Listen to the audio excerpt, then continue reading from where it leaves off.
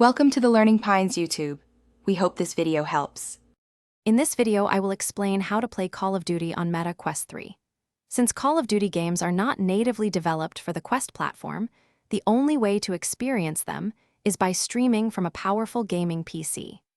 This method transforms your Quest 3 into a high-fidelity PC VR headset, allowing you to enjoy your favorite first-person shooter in a virtual environment. We'll cover the essential steps to get you set up and ready for action, ensuring a smooth and immersive gameplay experience. To get started, you'll need a powerful gaming PC capable of running Call of Duty smoothly, along with a strong internet connection.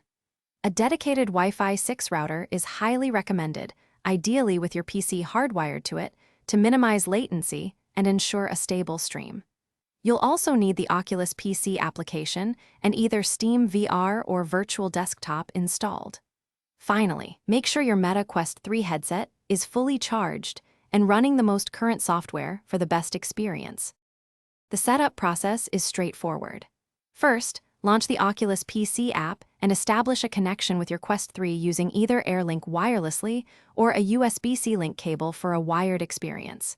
If you prefer, Virtual Desktop offers another excellent wireless option. Once your headset is connected to your PC, open Steam VR. Then, simply launch your Call of Duty game from your PC's desktop or through Steam. You'll then see the game mirrored in your Quest 3 headset, ready to play.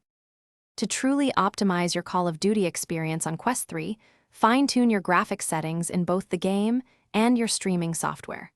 Finding the right balance between visual fidelity and smooth frame rates is key.